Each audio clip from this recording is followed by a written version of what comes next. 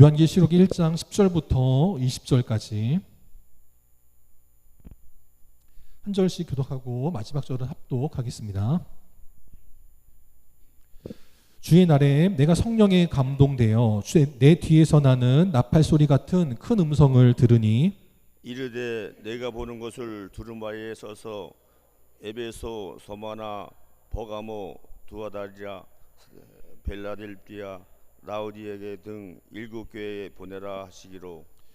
몸을 돌이켜 나에게 말한 음성을 알아보려고 돌이킬 때 7 금촛대를 보았는데 촛대 사이에 인재 같은 이가 발에 끌리는 옷을 입고 가슴에 금띠를 띠고 그의 머리와 털의 희기가 흰 양털 같고 눈 같으며 그의 눈은 불꽃 같고 그의 발은 풀무불에 단련한 빛난 주석 같고 그의 음성은 많은 물소리와 같으며 그의 오른손에 7별이 있고 그의 입에서 좌우에 날선 검이 나오고 그 얼굴은 해가 힘있게 비치는 것 같더라.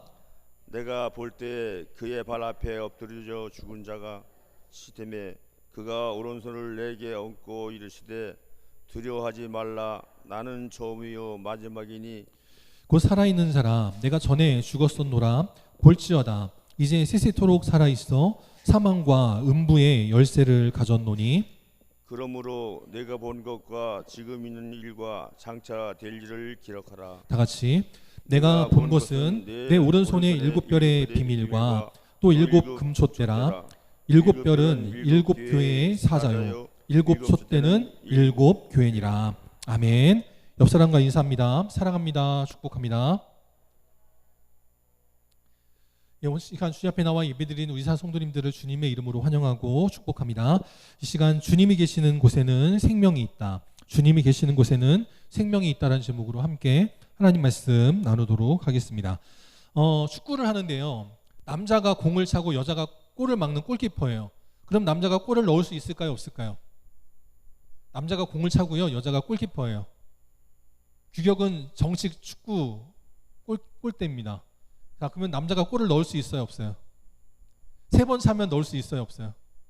1번 차면 못 막아도요. 3번 차면 넣을 수 있어요? 없어요? 네, 넣어야 정상이죠.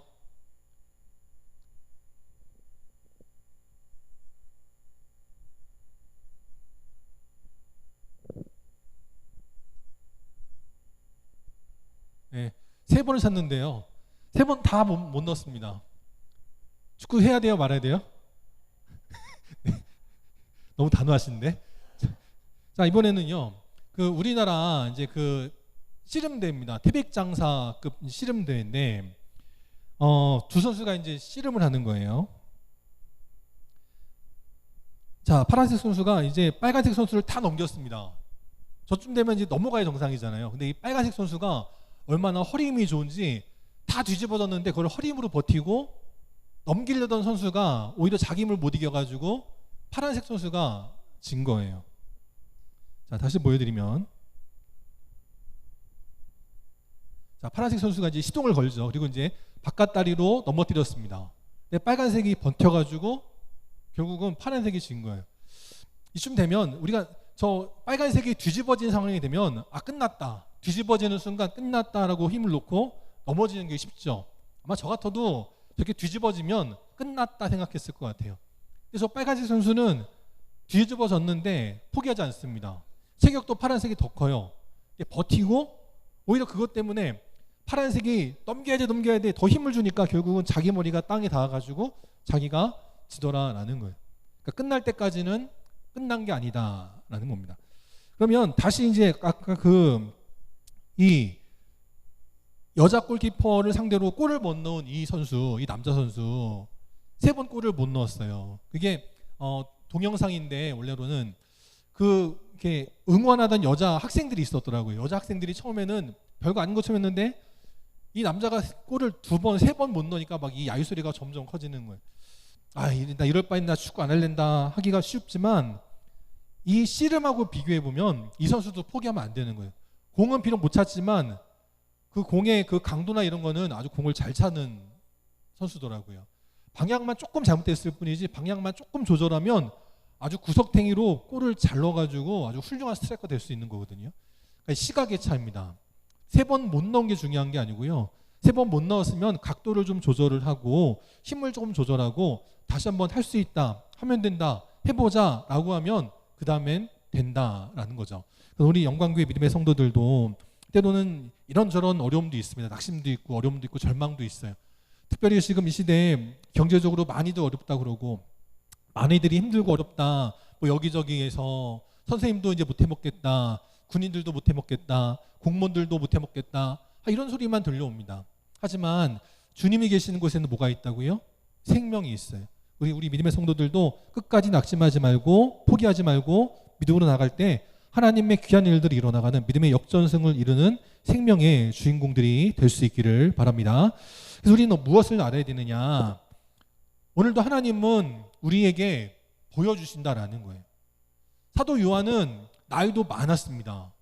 80살이 훌쩍 넘어서 거의 뭐 90살에 가까운 그 정도 나이였어요.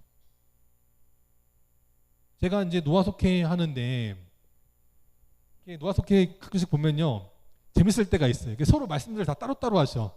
무슨 날이냐면 보청기를 놓고 오신 날. 그러면요, 말씀들을 따로따로 하세요. 여기서 이 말씀하시고 여기서 저 말씀하시고 따로따로 해. 그럴 때가 있어요. 자, 이 요한은요, 그 당시에 90살이면 우리의 90살하고는 비교도 안 되는 그런 상황입니다. 근데도 하나님은 그 요한에게 보여주셨대요. 우리 성도들 가운데에는 연세가 이제 드셔가지고 눈이 안 보여가지고 성경을 못 봐요. 이런 분들도 계시잖아요. 근데 하나님은 지금보다도 영양 상태가 더 안 좋아가지고 더 늙고 더 기력 없는 그 요한에게도 하나님은 보여주셨다라는 거죠. 그리고 또 하나님은 그 80살이 넘고 90살이 넘었다고 추정하는 그 사도 요한에게 우리 하나님은 말씀하시더라라는 거예요. 저도 그 속회 인도할 때마다 의도적으로 목소리를 크게 내거든요. 또 설교 때보다는 더 천천히 또박또박 말을 하려고 합니다. 왜요? 안 들리시니까. 그러니까 그래요. 그런데 이 당시에 사도 요한은 귀가 더 먹었을 거 아니에요. 근데도 우리 하나님은, 우리 예수님은 그 사도 요한에게 말씀하여 주셨다라는 거죠. 어리고 젊고 건강하고 재빠르고 유능하고 한 사람들도 있어요. 하나님은 그들에게도 말씀하십니다. 그런데 나이가 많아서 눈이 안 보인다고, 나이가 많아서 귀가 안 들린다고 하나님은 야 얘는 됐다, 넌 넘어가자 하지 않으시고, 하나님은 그러한 사람에게도 하나님은 오늘도 하나님의 일을 보여주시고 하나님의 계획을 말씀하여 주신다. 우린 그것을 알고 하나님의 귀한 일들이 일어나가는 능력의 인생들이 되어야 될 줄 믿습니다. 그래서 이 사도 요한이 누구를 보았느냐? 13절에 보니까 인자 같은 이다 라고 말을 하고 있어요. 예수님은 이미 그 옛날 자기가 젊었을 때 돌아가셨기 때문에 그분은 아니겠지. 근데 그분 비슷해. 그러니까 인자 같은 이가 있더라 라고 지금 하고 있다라는 거예요. 오늘 말씀은 이 사도 요한이 유배지에서 보았던 그 부활하신 예수님에 관한 말씀이라는 것입니다. 우리가 그래서 함께 3가지를 살펴보겠습니다. 첫 번째, 오늘 사도 요한은 무엇을 보았느냐? 7 금초대를 보았다라는 거예요. 그래서 사도 요한이 처음에는 주의 날이니까 말씀 묵상하고, 비록 내가 유배 왔지만 이곳에서 예배드리고 하나님 앞에 제사 드리려고 하는데 하늘에서 큰 납주 같은 소리가 났단 말이죠. 그러고 나서 누가 나한테 말을 했나, 무슨 소린가 하고 이렇게 알아보려고 몸을 돌이킬 때 보니까 난데없이 내 뒤에 7 금초대가 있었다라는 겁니다. 20절에 보면 이 7 금초대가 뭐라고 말씀하냐면, 이 7 금초대는 바로 7 교회였다라고 말씀하시고, 내가 이제 너에게 장차 보여주고 알게 할 모든 것들은 너 혼자만 알고 끝이 아니라 이제 이 유배된 곳에서 벗어나 저 터키 땅에 있는 그 7 교회들을 찾아가서 이것을 보여주고 알게 하라고 하셨다라는 것입니다. 그래서 11절로 다시 돌아오면 내가 이제 너에게 보여주는 것을 두루마리에 써서 7 교회, 에베소, 서머나, 버가모, 두아디라, 사데, 빌라델비아, 라우디게아 등 7 교회에 보내라 라고 말씀하셨다는 겁니다. 그래서 세계 지도를 보면 저 지도의 왼쪽은 그리스, 로마 있는 그 유럽 쪽입니다. 이쪽이 바로 이제 중동 지역이거든요.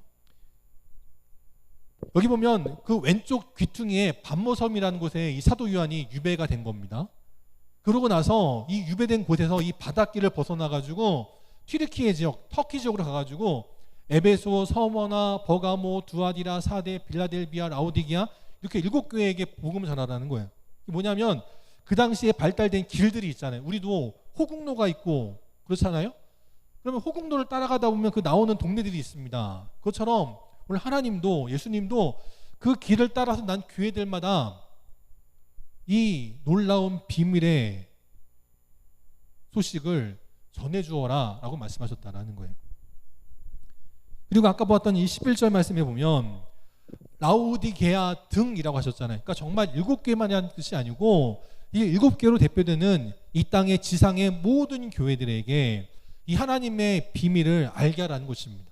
그 시대만이 아니고 시대를 지나서 2000년 가까운 지금 이 시대까지도 이 하나님의 비밀을 전하라라는 것이에요. 그래서 우리가 하나님 말씀을 읽고 묵상해야 된다라는 것입니다. 그럼에도 불구하고 이렇게 라오디게아 등 해서 8, 9, 10, 11 많은 교회들이 있는데 7개라고 표현한 이유는 뭐냐면 지난번에 요한계시록 첫 번째에도 말씀드렸지만 이 7, 7이라는 숫자는 완전수이기 때문이다라는 거예요. 그래서 이 7이라는 것은 하나님을 상징하는 그런 숫자이기도 하기 때문에 많은 교회들 가운데 그 사도 요한이 길을 떠나면서 만나게 될 7교회들을 상징적으로 기록하게 했다라는 것입니다. 영원히 변치 않는 것 가운데 뭐가 있어요? 금이 있습니다. 순금하고 도금이 있죠. 순금하고 도금은 무엇을 보면 알 수 있어요? 정말 진짜 황금 덩어리, 순금 덩어리는 깨물면 알 수 있죠. 근데 깨물지 못할 게 있잖아요. 깨물면 안 되는 것들이 있잖아요. 그럴 땐 어떻게 보면 어떻게 알면 되냐면 황산을 뿌려도 알 수 있다고 하지만 황산을 뿌리면 또 이게 또 가치가 훼손될 수 있으니까 또 그러면 안 되고 그 다음 방법이 뭐가 있냐면 자석을 갖다 대면 된다 하더라고요. 자석을 근처에 갖다 대면 그 자석이 따라가지고 딸려오는 반응하는 거는 도금한 거, 자석을 아무리 가까이 대고 심지어는 갖다 붙여도 반응하지 않는 건 순금, 그렇게 설명을 하더라고요. 겉보기로는 진짜 같아요. 겉보기로는 100만원, 1000만원, 1억짜리 아주 그냥 두꺼운 금목걸이 같고 두꺼운 팔찌 같고 두꺼운 메달 같고 뭐 해도 금에 반응하면 가짜라는 거죠. 반응하지 않아야, 세상에 어떤 욕이 와도 거기에 흔들리지 않고 반응하지 않아야 진짜 순금이라는 거예요. 오늘 하나님은 우리에게 이걸 말씀하고 싶으신 거다라는 겁니다. 교회는 완전한 곳이야. 세상의 일들에 흔들리지 말고 오직 하나님의 것에만 반응하는 순금 같은 믿음을 가져라, 이렇게 말씀하셨다라는 것입니다. 또 영원히 변치 않은 것 가운데 뭐가 있냐면 다이아몬드가 있습니다.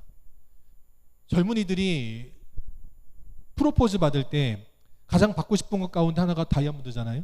그래서 돈 많은 집에서는요, 그 프로포즈 할 때 몇 캐럿짜리 다이아몬드 받았냐 이거 가지고 자랑하잖아요. 드라마 같은 데 보면 1캐럿이니 뭐 3캐럿이니 그런 거 얘기하잖아요. 요즘 인공 다이아몬드가 나왔대요. 뉴스 보셔서 아시는지 모르겠는데, 인공 다이아몬드는 뭐냐면 이 다이아몬드가 고온과 고압을 통해 가지고 만들어지는 거니까 이걸 연구소에서 동일한 고온과 고압을 줘가지고 가짜로 만들어내는 겁니다. 그러니까 가짜는 아니지만 인공적으로 만들어내는 거예요.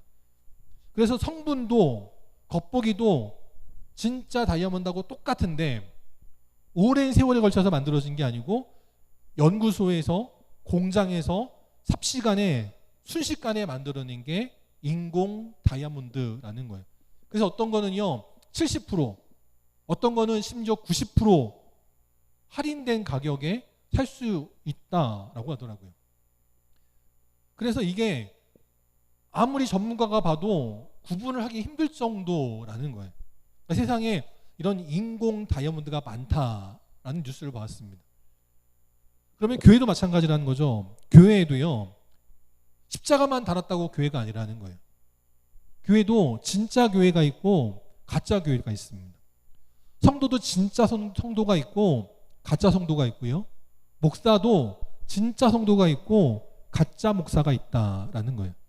오늘 하나님께서 7교회를 택하셨는데 7교회는 하나님 앞에 택함받은 교회들입니다.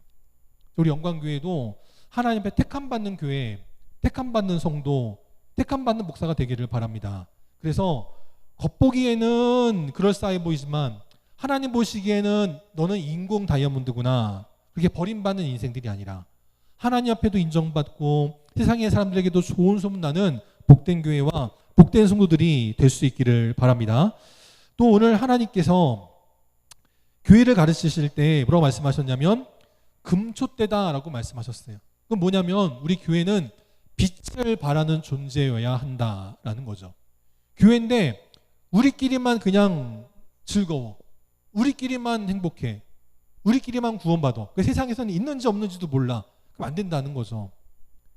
마태복음 5장에서 예수님 말씀하시기를 너희는 세상의 빛이다 라고 말씀하셨어요. 그래서 집안의 모든 사람들에게 이 빛을 비춰야 된다라는 것이죠. 오늘 우리 하나님은, 우리 예수님은 사도 요한에게 찾아오셔서 말씀하실 때 빛과 같은 사명을 감당해야 될 7 금초대 7 교회들에게 나의 뜻을 전하여라 라고 말씀하셨다라는 겁니다. 그렇다면 오늘 예배 드릴 때 우리 사는 성도님들도 우리 하나님의 빛이 임하여서 그 믿음의 빛을 발하는 금초대와 같은 그런 귀한 믿음의 사명자들이 다 되어주시기를 바랍니다. 그래서 오늘 7 금초대 7 교회에 찾아오신 예수님은 어떠한 분이시냐라는 거죠. 13절에 보니까 이 예수님은 촛대 사이에 계시는 인자 같은 분이다 라고 말씀하고 있어요. 그럼 무엇을 상징하냐면 우리 예수님은 이 땅에서의 모든 사명을 끝내고 심지어는 죽기까지 하셨다가 부활하셔서 승천하셨기 때문에 저 하늘 보좌 높은 곳에서 우리가 드리는 예배, 우리가 드리는 제사, 우리가 드리는 찬양, 우리가 드리는 기도, 그거 보시면서 그냥 마치 손자 손녀들의 재롱을 보는 것처럼 그냥 저 하늘 높은 보좌에서 그냥 즐거워하시면서 박수 치시는 분이 아니다라는 거예요.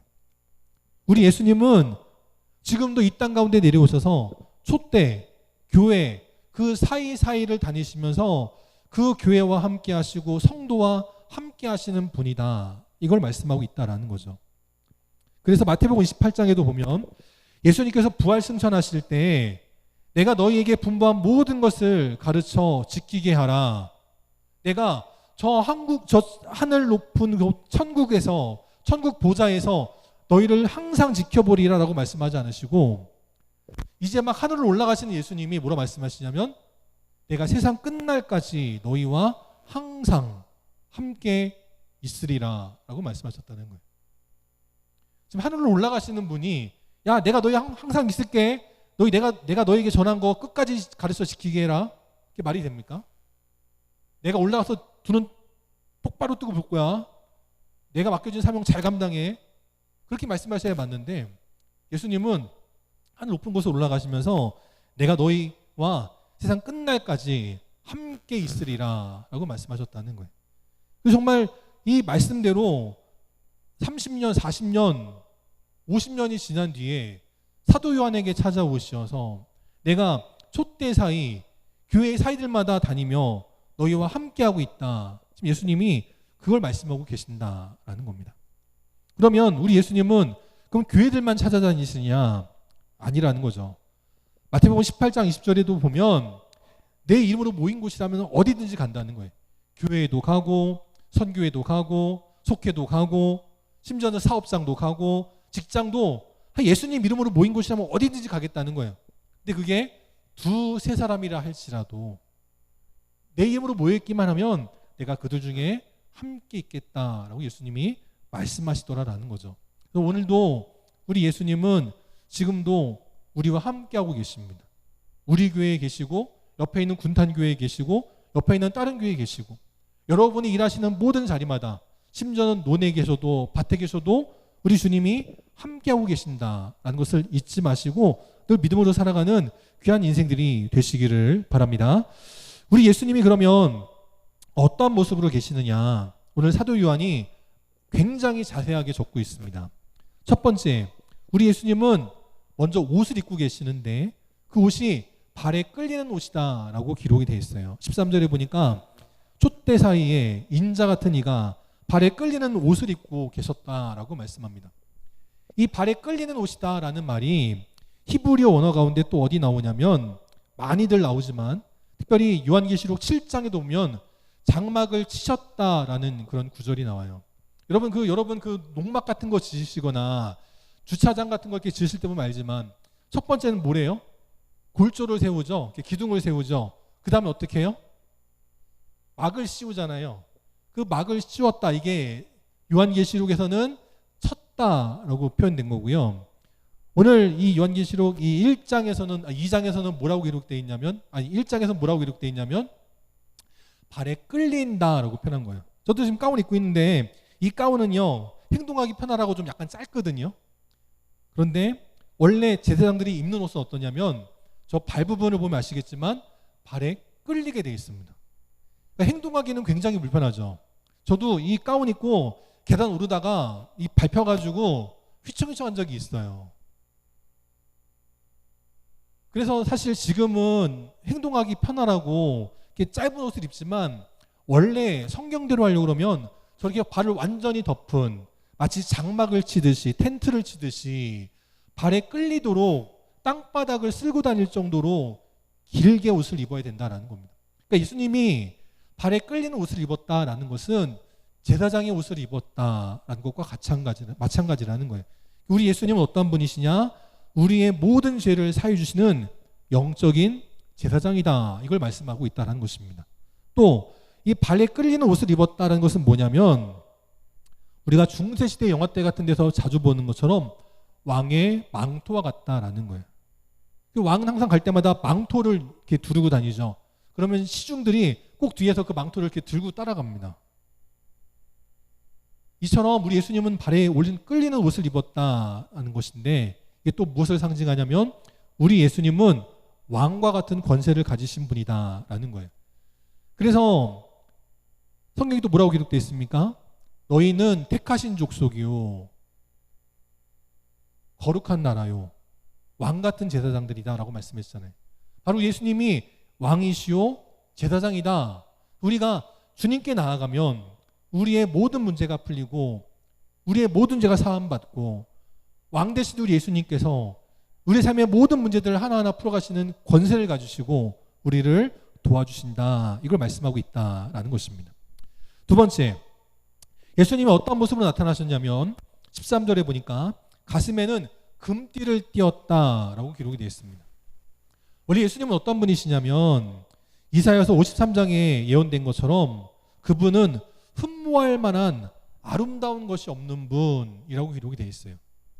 그러니까 외적으로는 볼품없는 사람이라는 거죠. 그럼 그 목사도요, 잘생긴 사람이 목회가 잘 될까요? 못생긴 사람이 목회가 잘 될까요? 저 때문에 말씀 못 하시는 것 같은데 잘생긴 사람이 목회가 잘 됩니다. 근데 물론 그 전병훈 목사님처럼 못생겼는데도 목회가 잘 되는 분이 있어요. 근데 만약에 그 전병훈 목사님 같은 분이 얼굴이 오정현 목사님 같았다 그러면 아마 교회가 10배는 더 잘 부흥했을 거예요. 목사도 잘생긴 사람이 인기가 좋습니다. 연예인도 그렇죠. 연예인도 잘생긴 사람이 인기가 좋아요? 못생긴 사람이 인기가 좋아요? 잘생긴 사람이 인기가 좋습니다. 우리 예수님은 흠모할 만한 것이 아무것도 없는 분이었다는 거예요. 외적으로는 우리 예수님은 자랑할 게 아무것도 없는 분이었다라는 거죠. 저는 그 소망이 있어요. 만약에 예수님이 장동건 같고 탐크루즈 같았다면 기분이 나빴을 것 같아. 예수님은 흠모할 만한 것이 아무것도 없는 분이었다라는 것이 저에게는 굉장히 큰 위로가 됩니다. 그런데 그러한 예수님이시지만 우리 하나님께서 예수님에게 뭘 주셨냐면 금띠를 둘러주셨다라는 거예요. 우리가 가진 것으로는 별 볼 일 없을 수 있어요. 내가 태어나면서부터 좋은 집에서 못 태어났고 남들과는 출발선이 달라서 누구는 몇백만 원짜리 과외를 할 때 나는 그냥 논에 나가가지고 양이나 치고 소나 키우고 했을지 모르지만 우리가 우리의 삶의 자리에서 최선을 다하고 나가면 우리 하나님께서 우리를 만나실 때 잘하였도다 착하고 충성된 종아 하시면서 우리에게 금띠를 둘러주신다라는 거죠. 우리 믿는 성도들 그래서 낙심하지 마시고 우리 주님처럼 남들 보기에 내세울 만한 것이 아무것도 없고 남들이 흠모할 만한 아름다운 것이 아무것도 없다 할지라도 우리에게 영광의 금띠를 뜨게 하실 그 하나님 바라보시고 믿음으로 나아가는 귀한 인생들이 되시기를 바랍니다. 세 번째, 또 예수님 어떤 분이시냐? 흰 머리털을 가지셨다라고 말씀을 해요. 그러니까 이거는 나이가 많다 그 뜻이 아니고요.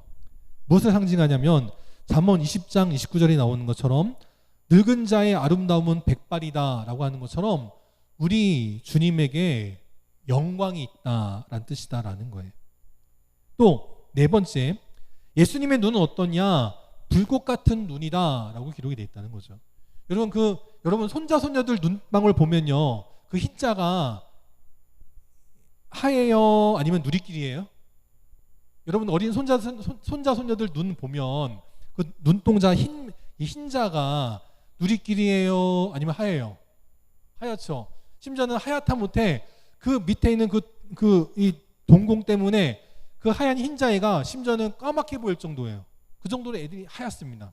근데 연세가 들어가면 어때요? 이제 눈이 점점 누리끼리해지잖아요. 근데 우리 예수님은 머리털은 영광으로 가득해서 흰 털처럼 되었지만 눈은 불꽃 같다라는 거예요. 눈빛이 초롱초롱 빛나더라, 이걸 말씀하고 있다라는 겁니다. 그래서 그 불꽃 같은 눈으로 어떻게 하시느냐? 창세기 16장 13절에 나오는 것처럼 이 하갈이 아들을 낳은 것 때문에 결국은 그 주인이었던 사라의 눈밖에 나가가지고 쫓겨나지 않습니까? 그때 이 버림받아서 광야에서 죽어가던 이 하갈과 이스마엘을 누가 살펴주셨냐면 하나님이 살펴주셨다는 거예요. 저 광야 귀퉁이에서 조금 해가지고 보이지도 않는데 하나님은 불꽃 같은 눈동자로 감찰하시어서 그 어려움을 살피시고 마실 물이 없어 죽어갈 때 그 생수를 공급하여 주셔서 힘을 얻게 하셨다라는 것입니다. 역대하 16장에도 보면 이렇게 말씀을 해요. 여호와의 눈은 온 땅을 두루 감찰하사라고 말씀하고 있습니다. 오늘도 우리 주님께서 그렇게 우리를 바라보고 계신다는 거예요. 우리에게 뭐 하나 책 잡을 거 없나, 뭐 하나 트집 잡을 거 없나, 그러려고 보는 게 아니라는 거예요. 우리를 위하여 능력을 베푸시기 위해서 전심으로 하나님을 향하는 자가 누구냐? 오늘도 세상에서 핍박을 받고 어려움 당한다 할지라도 낙심하지 않고 오늘도 전심으로 하나님을 향하는 자를 하나님은 불꽃 같은 눈동자로 온 땅을 두루 감찰하신다라는 것이죠. 또 히브리서 4장에도 보면 이렇게 기록이 되어 있습니다. 우리의 결산을 받으실 이의 눈이라고 말씀을 해요. 우리가 하나님의 마지막 날 하나님 심판대 앞에 서게 될 때 우리의 삶을 돌아보면서 결산하게 된다는 거예요. 내가 너한테 이것도 주고 저것도 줬는데 너 어떻게 살았니? 라고 결산한다라는 거죠. 그때 만물이 마치 벌거벗은 것처럼 다 드러나게 된다라는 거예요. 오늘도 우리 주님은 불꽃 같은 눈을 갖고 계십니다. 남들은 속여도 우리 주님은 속일 수 없다라는 거예요.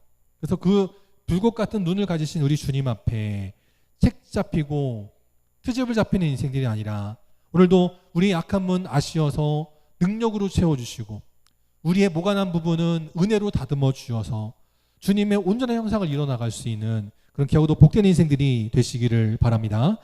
다섯 번째, 또 우리 주님은 어떤 모습으로 오셨냐면 빛난 주석 같은 발을 가지고 오셨다라고 기록이 되어 있습니다. 이 주석같이 빛나는 발이다라는 것은 뭐냐면 그 로마의 군사들이 번쩍번쩍하는 그런 이상한 그 샌달 위에다가 이렇게 발등과 발가락을 보호하는 그런 덮개 같은 걸 했거든요. 마치 그와 같다라는 거예요. 우리 주님은 장군 같은 강함이 있는 분이시다, 이걸 말씀하는 거예요. 그래서 로마서 16장에 보니까 악한 사단이 우리의 발 아래에서 우리의 발을 상하게 하려 할 때 이 빛난 주석 같은 우리 주님이 악한 마귀가 우리를 해하지 못하도록 우리를 지켜주시고 보호하신다 라는 뜻이 있다라는 겁니다. 우리의 보호자가 되어주신다라는 거죠. 여섯 번째, 또 우리 주님은 우리에게 찾아오실 때 말씀을 전하실 때 15절에 보니까 많은 물소리와 같다라고 기록이 되어 있어요. 우리가 그 삼부연 폭포 가보면요, 장마철에 비가 온 다음에 삼부연 폭포에 가면 그 폭포 소리가 커요, 작아요? 크죠, 웅장하죠. 우리 주님 말씀도 그와 같다라는 거예요. 안무개야 이렇게 하는 그런 양양거리는 목소리가 아니고요. 많은 물소리 같은 웅장한 목소리로 누구나 알아들을 수 있도록 우리 주님이 말씀하여 주시는데, 그 말씀은 뭐냐? 바로 여호와의 능력을 상징한다라는 거예요. 우리 주님 말씀하시면 그 어느 것 하나 이루어지지 않는 게 없다라는 겁니다. 어떠한 말씀도 시건치 않으시고 그 하신 말씀을 반드시 이루어 주신다라는 거예요. 바로 하나님의 능력을 상징한다라는 거죠.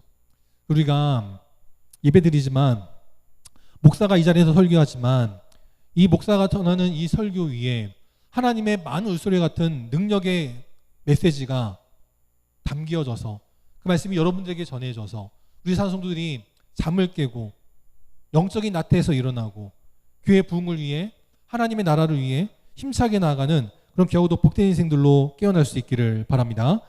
7번째, 또 우리 무엇을 알아야 되느냐? 그 주님의 손에는 7별이 있었다라는 거예요. 주님이 지금 계신 곳은 7 금초대 사이인데, 그 7 금초대 사이에 주님께서 서 계시는데 그의 오른손에는 7별이 있었다라는 거죠. 7별은 뭐냐? 20절에 보니까 바로 7 교회를 섬기는 사역자들이다라는 겁니다. 그러니까 교회의 사역자들은 누구의 손에 있냐면 바로 예수님의 손에 있다라는 거예요.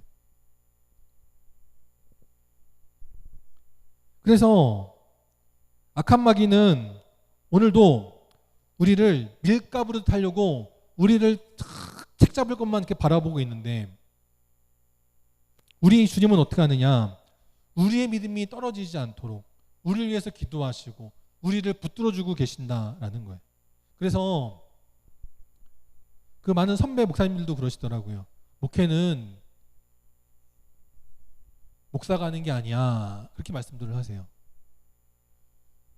열심히 목회해가지고 교회가 이제 성장을 좀 했습니다. 그 목회자들도 다 저마다 이렇게 계획하는 목표들이 있잖아요. 성도들도 함께 기도하는 그런 목표들이 있잖아요. 꼭 이룰만 하면 꼭 문제가 생겨가지고 교회가 흔들리고 성도들이 떠나가고 그럴 때가 있다라는 거예요. 그걸 보면서 목사가 하는 게 아니고 주님이 하시는 거야 라고 말씀하면서, 뜻한 대로 되지 않는다고 낙심하지 말고 주님의 때가 오기를 기다려라. 우리를 붙들어 주시는 그 주님의 손에 붙들려 있기만 하면 때가 되면 하나님께서 반드시 하나님의 일을 이루어 주신다. 우리의 믿음이 떨어지지 않고 우리 교회가 무너지지 않고 우리 성도들의 가정이 점점 더 믿음의 지경이 넓어져가는 신앙의 명가정 되기를 원하시는 것은 바로 우리 하나님이시고 우리 주님이시다라는 거예요. 그래서 그 주님의 오른손에 붙들려 있기만 하면 된다라고 말씀하시고 있다라는 겁니다. 그래서 오늘도 밀가부르듯 하려고 우리를 찾아와서 어떻게든 넘어뜨리려고 하는 그 사단의 소리에 귀를 기울이지 마시고, 오늘도 주님께서 우리를 위해서 기도하시는 것을 들으시면서 주님과 함께 동행하는 주의 오른손에 붙들리는 믿음의 별과 같은 인생들이 되시기를 바랍니다. 8번째, 또 우리 주님은 어떤 분이시냐? 마치 그의 입은 좌우에 날선 검 같다라고 말씀하고 있습니다. 히브리서 4장에도 보면 하나님 말씀은 살아있고 활력이 있어 좌우에 날선 어떤 검보다도 예리하다라고 하시죠. 그래서 혼과 영, 이건 영적인 거잖아요. 우리 하나님의 말씀의 검은, 우리 예수님의 말씀의 입은 영도 쪼개시는 분이다. 그리고 관절과 골수, 이건 육적인 거잖아요. 육적인 물질의 세계도 쪼개시는 분이다. 더 나아가서 생각과 뜻은 지적인 겁니다. 영과 육과 지적인 것, 이 모든 것을 다 관할하시는 분, 이분이 바로 우리 예수님이다 라고 말씀하고 있다라는 것입니다. 우리는 그래서 주님의 입에 늘 민감하게 반응해야 되는 거예요. 우리 처제는 이제 개를 기르는데, 그 개가요 보면 두 가지에 집중을 해요. 첫 번째는 손에 집중을 합니다. 가면요 손을 이렇게 늘 유심히 보고 있어요. 왜냐하면 그 손으로 간식을 주고 먹이를 주기 때문에 손을 유심히 봅니다. 그 다음에 또 뭘 보냐면요, 입을 봐요. 주님이 뭐라고 그러나. 산책 가자 그러면요, 산기로 말만 꺼내도요 그 입을 보고 반응해가지고 빨리 가가지고 목줄을 가지고 옵니다. 반응을 해요. 그다음 우리도 그와 같이 반응해야 된다라는 거예요. 주님의 입을 주시하고 있다가 주님께서 말씀하시는 대로 반응하는 자들이 되어야 된다라는 거죠. 또 9번째, 우리 주님은 어떠한 분이시냐? 그 얼굴은 해같이 빛나는 소망이 넘치시는 분이다 라고 기록이 되어 있습니다. 그래서 보면요, 이렇게 안색이 밝은 사람이 있고요, 안색이 어두운 사람이 있잖아요. 그러면 안색이 밝은 사람 보면 여러분 기분이 좋아요, 안 좋아요? 기분 좋고요, 함께 있고 싶고 그렇습니다. 근데 안색이 어두워요, 주눅이 들어있고요, 근심이 가득한 것처럼 툭 하면 한숨 푹푹 쉬고 그러고 있어요. 그러면 좋아요, 안 좋아요? 안 좋잖아요. 우리 걱정이 됩니다. 뭔 일 있나? 뭔 일 터지나? 걱정이 되죠. 근데 우리 주님은 마치 그 얼굴이 해같이 빛나는, 해가 힘있게 비추는 것처럼 우리 주님의 얼굴이 그러시다라는 거예요. 소망이 있고 능력이 있다라는 거예요. 그래서 주님 얼굴을 보기만 해도 나도 할 수 있을 것 같아, 하면 될 것 같아, 해봐야 될 것 같아, 그 소망을 주시는 분이다라는 거예요. 하나님 만났던 사람 누가 있냐? 모세가 있었습니다. 출애굽기 34장에 보니까 이 모세가 40일 동안 시내산에서 하나님 만나가지고 대화하고 내려왔거든요. 내려올 때 그의 얼굴에 광채가 났다라는 거예요. 근데 이 모세의 얼굴 빛은요, 마치 달이 햇빛을 반사하는 것에 불과한 것과 마찬가지다라는 거예요. 우리 예수님의 그 빛은요, 하나님의 영광의 그 광채 그 자체였다라는 거예요. 우리가 그래서 세상이 돈이 주는 것도 있고요, 권력이 주는 것도 있고, 좋은 자리가 주는 그런 기쁨도 있어요.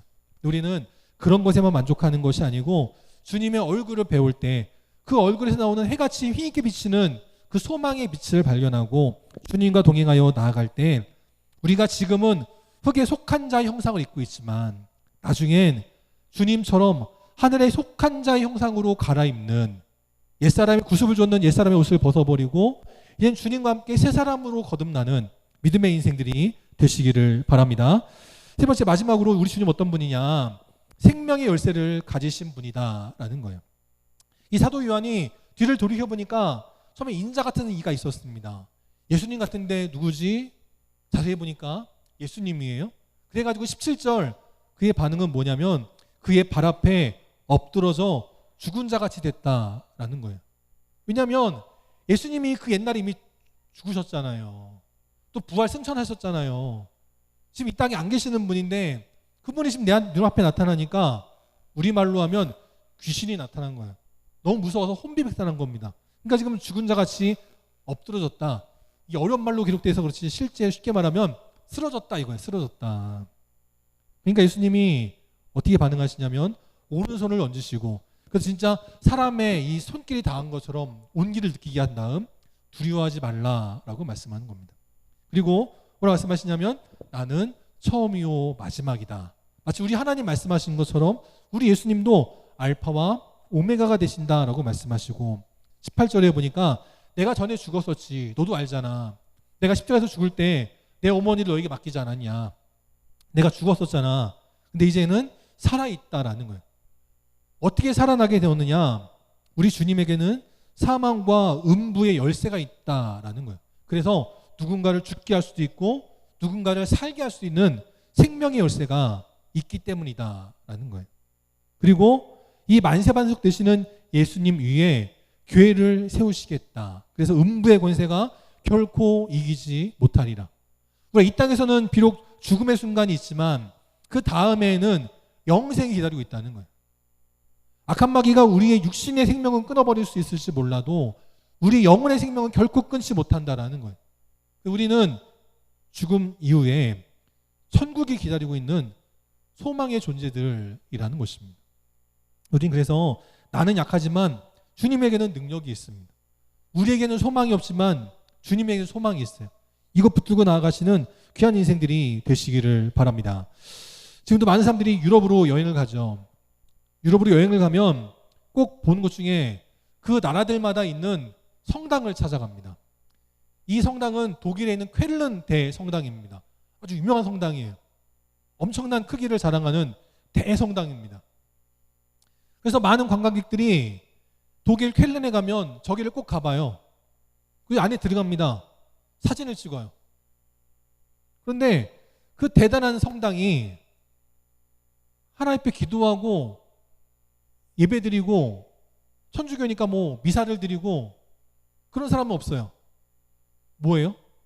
가서 사진을 찍어요. 성당인데, 교회인데 종교적인 의식을 하는 사람들은 아무것도 없고 그저 사진만 찍어요. 이렇게 아름다운 성전 어떻게 찍었대? 얼마나 들었대? 사진만 찍어요. 더 이상 교회가 아닌 거예요. 생명의 열쇠를 가지신, 사망과 음부의 열쇠를 가지신 우리 예수님은 우리에게 영적인 생명력을 주기를 원하고 계십니다.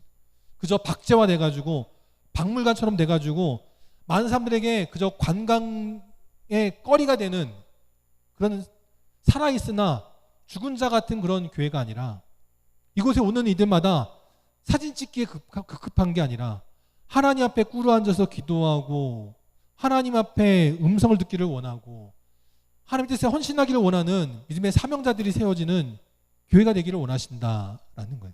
그래서 오늘도 주일을 정하시고 이 11시에 이 자리에 모여서 하나님 예배 드리기를 원하고 계신다라는 겁니다. 우리가 그저 형식적으로 왔다가 돌아가는 인생들 되지 마시고 이 자리에 와서 그 90살이 훌쩍 넘은 죽음을 기다리는 그 사도 요한에게 내가 너에게 맡겨줄 사명이 있다. 이 사명을 7교회들에게 전해라 라고 말씀하시면서 보여주고 알려주시고 놀라운 비밀을 주셨던 것처럼 우리 영광교회 성도들에게도 그러한 은혜와 능력이 임할 때 하나님의 귀한 일들이 일어나가는 능력의 인생들이 다 되어주시기를, 그래서 죽어가는 교회, 박물관 같은 교회가 아니라 살아 역사하는 시온성과 같은 복된 교회가 되어주시기를 주님의 이름으로 축원합니다. 다 함께 일어나셔서 찬송 210장 찬양하시고 축도로 예배 마치도록 하겠습니다. 210장 찬양합니다.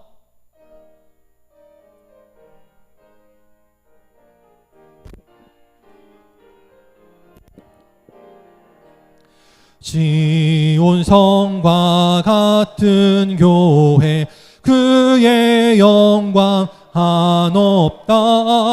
허락하신 말씀대로 주가 친히 세웠다.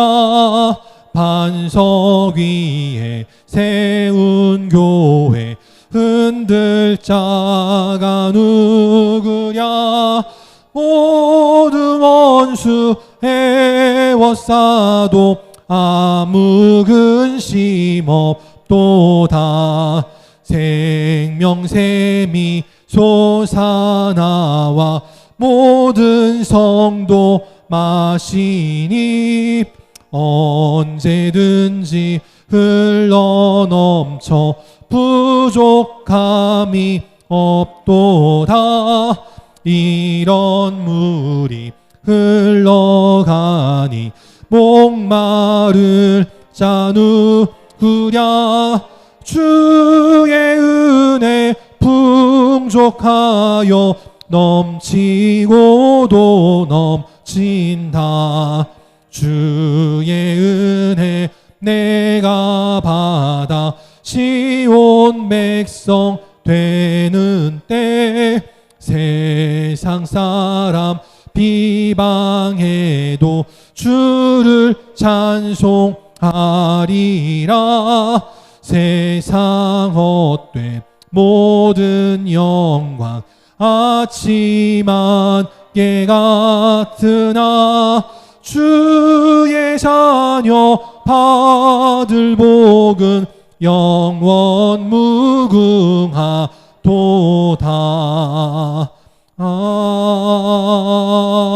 아멘. 함께 기도하시겠습니다.